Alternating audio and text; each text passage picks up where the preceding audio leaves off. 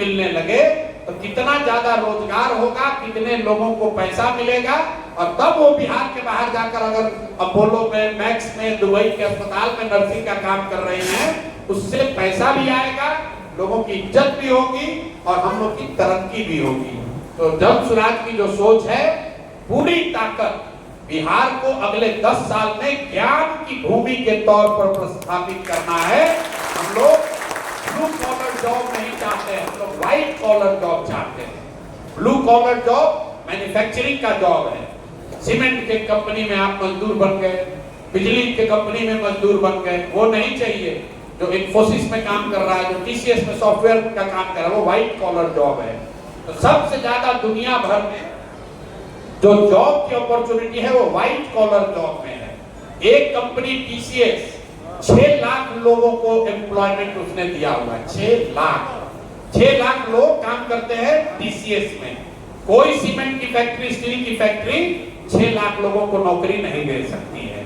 तो सबसे ज्यादा जहां एम्प्लॉयमेंट की संभावना है वो व्हाइट कॉलर जॉब में है। और व्हाइट कॉलर जॉब उसको मिलेगा जो पढ़ेगा। जो पढ़ेगा ही नहीं तो मजदूरी ही करेगा, चाहे मजदूरी सड़क पर करे या सीमेंट के फैक्ट्री में करे। तो हम लोग का लॉन्ग टर्म विजन बिहार को लेकर ये है कि हम लोग बिहार को ज्ञान की भूमि बनाना चाहते हैं और शिक्षा को आधार मानकर ही यहाँ पर आगे की तरक्की को देखना चाहते हैं। भ्रष्टाचार पर एक अंतिम उत्तर, उसके बाद बात खत्म। भ्रष्टाचार भैया खत्म करने का कोई ऐसा एक उपाय नहीं है कि हम आएंगे और भ्रष्टाचार खत्म हो जाएगा। ये जो आपने देखा केजरीवाल जैसे लोगों ने किया कि हम एक कानून बना देंगे उससे भ्रष्टाचार खत्म होगा, नहीं हो सकता है। इसका पूरे दुनिया में आप अध्ययन कर लीजिए, दुनिया के सबसे ईमानदार देश कौन लोग हैं। सबसे ज्यादा ईमानदार देश की सूची जारी होती है, उसमें भी आपको फिनलैंड, न्यूजीलैंड, सिंगापुर जैसे देश आपको दिखेंगे। उन देशों का आपको जाकर अध्ययन करना है कि वहां पर भ्रष्टाचार को कैसे कम किया गया। खत्म तो कभी नहीं होगा, कम कैसे किया गया। उन लोगों ने 4 चीज किया, सब देशों ने 4 चीज किया है। एक तो अपने जनप्रतिनिधियों को उन्होंने अकाउंटेबल बनाया। तो मैं बात कह रहा हूं कि काम नहीं करोगे हटा देंगे, चाहे हमारे जाति के हो या धर्म के। जब तक जनप्रतिनिधि ईमानदार और अकाउंटेबल नहीं होगा तब तक आप भ्रष्टाचार कम नहीं कर सकते हैं। इसीलिए जन सुराज क्या कह रहा है कि अगर जन सुराज से भी गलती से कोई गलत आदमी खड़ा हो जाए उसको भी हराइए, उसको भी हराइए। किसी भी दल से जीते लेकिन अच्छा आदमी जीतना चाहिए। जब प्रतिनिधि जब गलत जीतेगा, जब शिक्षा मंत्री चोर होगा तो पेपर लीक होगा ही होगा। दूसरी चीज लोगों ने क्या कहा, उन देशों ने क्या किया, उन देशों ने बहुत बड़े पैमाने पर सत्ता और संसाधन का विकेंद्रीकरण किया। Decentralisation of resources and decision making. मतलब यहाँ बिहार में आप क्या कहते हैं, अधिकारियों का जंगल राज है। पूरी व्यवस्था 13 करोड़ लोगों की व्यवस्था कुछ चंद अफसर ही चला रहे हैं, सीएमओ से चल रहा है। बड़े पैमाने पर डिसेंट्रलाइजेशन होने की बात होनी चाहिए। जब ये पंचायती राज कानून बना तो कानून में लिखा गया है कि 1/3 विकास की राशि हर हालत में पंचायती राज के माध्यम से खर्च होना चाहिए। यहाँ कितना हो रहा है, 1991 के बाद से बिहार में 3% राशि भी पंचायती राज के माध्यम से खर्च नहीं हो रहा। अब आप में से कुछ लोग कह सकता है कि पंचायती राज में भी तो मुखिया सब चोर है, पंचायती राज के लोग भी तो चोरी कर रहे हैं। बिल्कुल कर रहे हैं, लेकिन उसमें फर्क है। नल जल योजना में चोरी हुई तो जितने वार्ड सदस्य और मुखिया थे, आप जाके आंकड़ा चेक कर लीजिए, करीब करीब 92% वार्ड सदस्य और 80% मुखिया लोग चुनाव हार गए नल जल योजना के बाद। अपने अपने इलाके में देख लीजिएगा। फिर से बता दे रहे हैं, नल जल योजना में चोरी हुई तो उसमें 92% वार्ड सदस्य और 80% मुखिया लोग अपना चुनाव हार गए। लेकिन उसी नल जल में घोटाला करने वाले अफसर पहले भी थे और आज भी हैं। इसलिए चोरी पंचायती राज में भी होगी, लेकिन अगर डिसेंट्रलाइज होगा तो उसमें अकाउंटेबिलिटी रहेगी। तीसरी बात इन देशों ने क्या किया है, उन्होंने बहुत बड़े पैमाने पर जन भागीदारी सुनिश्चित की है। यहाँ बैठे हुए प्रबुद्ध लोग भी ये नहीं बता सकते हैं कि टिहरी के विकास के लिए, टिहरी नगर के विकास के लिए कोई किसी ने सवाल पूछा था, उसका बजट कितना है, सेंट्रल गवर्नमेंट का ग्रांट कितना है, कौन सी योजना है जो कि यहाँ फंसी पड़ी है। इसलिए फंसी पड़ी हुई है कि ऊपर जो सेक्रेटरी बैठा है उसको 2% कमीशन नहीं मिल रहा है, तो फंड नहीं रिलीज करता है। तो तीसरी बात, बहुत बड़े पैमाने पर जन भागीदारी होनी चाहिए ताकि जनता को ये जानकारी हो कि टिहरी के लिए कौन सी योजना उपलब्ध है, तभी आप आवाज उठा पाएंगे। आप देखते हैं गांव देहात में मुखिया जी लोग काहे चुनाव हारता है, आपको मालूम है कि सड़क का पैसा आया है, मुखिया नहीं बना रहा है, तो आप उसको हराते हैं। एमपी एमएलए के बारे में, सरकार के बारे में, ज्यादातर योजनाओं के बारे में आपको पता ही नहीं है। और अंतिम चीज, बड़े पैमाने पर टेक्नोलॉजी का उपयोग। अभी आप देख रहे हैं बिजली का मीटर लगा हुआ है, बिजली की चोरी जितनी पहले होती थी, मीटर लगने से लोगों को परेशानी है, लेकिन चोरी कम हो गई। सरकार ने नल जल योजना बनाया, 25,000 करोड़ रुपया खर्च किया, लेकिन अगर उसने मीटर टेक्नोलॉजी वाला लगा दिया होता तो पटना में बैठे बैठे पता चलता कि कौन मीटर कितने बजे ऑन हुआ, कौन मोटर चालू हुआ, कितना पानी निकला, कितना गया, वो पता चल सकता था। तो हम लोग की अगर व्यवस्था बनती है तो जन सुराज ये कह रहा है कि ईमानदार और अकाउंटेबल जनप्रतिनिधि बनाए जाए। दूसरा, बड़े पैमाने पर सत्ता और संसाधन का विकेंद्रीकरण किया जाए। तीसरा, बड़े पैमाने पर जन भागीदारी योजनाओं को बनाने में जन भागीदारी को सुनिश्चित किया जाए, और साथ में टेक्नोलॉजी का बहुत बड़े पैमाने पर प्रयोग हो। ये चार चीज अगर होगा तो भ्रष्टाचार को नियंत्रित किया जा सकता है।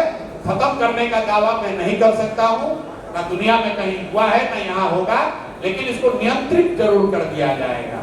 तो मोटे तौर पर यही बात है। बाकी अगर एक तो कोई सवाल छूट गया होगा तो आप सवाल, अगर आपको लग रहा है कि ना भैया हम मरे जा रहे हैं, हमारा सवाल के जवाब आप नहीं दिए, तो आप कर लीजिए, नहीं तो खाते समय पूछ लीजिए।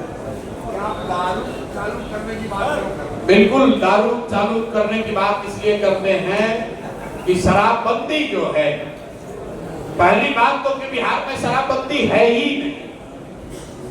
शराबबंदी का एक फर्जी कानून है, जिस कानून के तहत शराब की दुकान बंद है लेकिन होम डिलीवरी चालू है।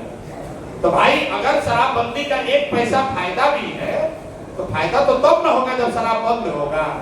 शराब बंद तो है नहीं बिहार में। बिहार में शराब की दुकानें बंद हैं, शराब तो घर घर बिक रहा है। और इस फर्जी कानून की वजह से आपका हमारा 20,000 करोड़ रुपया, ध्यान दीजिए, 20,000 करोड़ रुपया हर साल बिहार सरकार का नुकसान हो रहा है। ये पैसा कहाँ जा रहा है?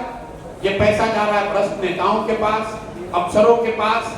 आप लोग कानून व्यवस्था की बात कर रहे हैं, भाई कानून व्यवस्था क्यों बिगड़ रहा है? आधे से ज्यादा पुलिस प्रशासन तो शराब और बालू माफिया से पैसा वसूलने में लगा हुआ है। वो प्रशासन और सुरक्षा की बात कब करेगा? और सबसे बड़ी बात वो कहता है इससे महिला का सुरक्षा हो रहा है। आंकड़े बिल्कुल इसके सपोर्ट में नहीं है। आप जरा भाजपाइयों से पूछिए, ज्यादातर लोग भाजपा का वोटर है, आप जरा भाजपाइयों से पूछिए कि अगर शराबबंदी इतना बढ़िया कानून है तो यूपी जैसे राज्य को इससे काहे महरूम किए भैया, वहां पर भी लागू कर दो। ये बढ़िया वाला लड्डू खाली बिहार के महिला के लिए काहे रखते हैं? अगर शराबबंदी इतनी ही अच्छी है तो भाजपा के मोदी जी इसको पूरा देश में लागू काहे नहीं कर रहे? ये बिहार के लिए इतना बढ़िया काहे बचा के रखे हो भाई? इतना बिहार के लोग बेवकूफ है। सीधा पूछिए यूपी सरकार इसको लागू क्यों नहीं कर रही? कुछ लोग ये कह रहे गांधी जी कहे थे, गांधी जी ने ऐसा कभी नहीं कहा। गांधी को अगर आपने पढ़ा है, गांधी को अगर आप गहराई से समझते हैं तो फिर से जाकर देख लीजिए। गांधी ने शराब को लेकर, शराबबंदी को लेकर सामाजिक प्रयास की बात कही है, कानून बनाने की बात नहीं कही है। कुछ लोग इस्लाम के लोग कहते हैं भैया इस्लाम के विरुद्ध है। इस्लाम में भी ये नहीं कहा गया, इस्लाम में भी ये नहीं कहा गया है कि कानून बनाकर शराब रोक दिया जाए। वैसे तो गांधी जी ने कहा शाकाहारी होना अच्छी बात है, कल होकर सरकार आके कानून बना देगी जो जो शाकाहारी नहीं सबको जेल में डाल देंगे, गांधी जी कहे थे। गांधी जी ने ऐसा नहीं कहा था। अगर गांधी जी चाहते तो जब देश का आजाद हुआ कहते नेहरू को कि पूरे देश में शराबबंदी का कानून लागू करो। गांधी एकदम ये एंटी गांधीयन है। गांधी ने कभी किसी के पर्सनल लाइफ में किसी चीज को इन्फोर्स करने की बात कही ही नहीं है। और आप एज ए सिटीजन इस बात का ध्यान रखिए, व्यक्ति की जो स्वतंत्रता है, जो संविधान से आपको मिली है, किस धर्म को आप मानते हैं, किस देवी देवता की पूजा करते हैं, कौन सा खाना खाते हैं, कौन सा कपड़ा पहनते हैं, कौन सी पिक्चर देखते हैं, ये संविधान ने आपको अधिकार दिया है, इसमें सरकार हस्तक्षेप नहीं कर सकती है। और आप ये अधिकार सरकार को मत दीजिए कि शराब पर नहीं रुकेगा, कल होकर दूसरे चीज पर भी आ जाएगा। 10 बरस 20 बरस के बाद कहेगा कि नहीं अब आपको भगवे पहनना है, आपको व्हाइट नहीं पहनना है। फिर कहिएगा ये भी तो बात ऊपर वाले ने कहा है। संविधान और ये शराबबंदी का हाईकोर्ट ने, वाईबी गिरी ने केस किया, हाईकोर्ट ने बताया कि ये गैर संवैधानिक है, क्योंकि ये मौलिक अधिकार जनता को है। आप घर में क्या खाते हैं, किस देवी देवता की पूजा करते हैं, कहां पर आपकी श्रद्धा है, ये सरकार का विषय नहीं है। सरकार का विषय स्कूल है, सरकार का विषय सड़क है, सरकार का विषय रोजगार है। तो अपना कमवा छोड़ दिया है और आपके काम में घुस गया है, और आप लोग सब लोग लगे हुए हैं होना चाहिए। भाई जो भी वयस्क है उनको अपना निर्णय लेने का अधिकार होना चाहिए, यही लोकतंत्र है। हम चाहे हम अंग्रेजी में पढ़ें, हमारी इच्छा है हम संस्कृत में पढ़ें, सरकार कहेगा नहीं सब लोग अंग्रेजी में पढ़ो, तो सब अंग्रेजी में पढ़ेगा। तो देश की ताकत है, उसको इस तरह का बिना सोचा समझा बनाया हुआ कानून कमजोर करता है। शराब के पक्ष में हम नहीं हैं, लेकिन हम फर्जी शराबबंदी हटाने के पक्ष में हैं। और एक सीरियस बात आपको बता रहे हैं, यहाँ बहुत लड़के बैठे हुए हैं, बिहार में हम लोगों ने कभी सूखा नशा नहीं देखा था। शराबबंदी के वजह से गांव-गांव में सूखा नशा बढ़ रहा है, और अगर ये नहीं सुधरा तो 10 वर्ष में आप देखिएगा जैसे पंजाब पर पिक्चर बना था उड़ता पंजाब, बिहार में बनेगा उड़ता बिहार। गांव-गांव में लोग वो सूखा नशा कर रहे हैं, इससे कोई फायदा नहीं है। दुनिया में अमेरिका से लेकर वियतनाम तक बहुत देशों ने ये ट्राई करके देख लिया, उन्होंने ये पाया कि भाई इसको आप नहीं कर सकते हैं। तो जिस चीज को नहीं किया जा सकता है उसको रेगुलेट करना ज्यादा बेहतर ऑप्शन है, बजाय इसके कि आप पूरा ताकत, पूरा शक्ति, पूरा संसाधन इस पर लगा दें कि हम किसी को शराब नहीं पीने देंगे। इससे गरीब का नुकसान है। 100 रुपया का शराब 300 रुपया में बिक रहा है, जहरीली शराब बिक रही है, और जो पैसा वाला है वो करोड़ों रुपया कमा रहा है, और आपका हमारा इससे नुकसान हो रहा है। बहुत बहुत धन्यवाद।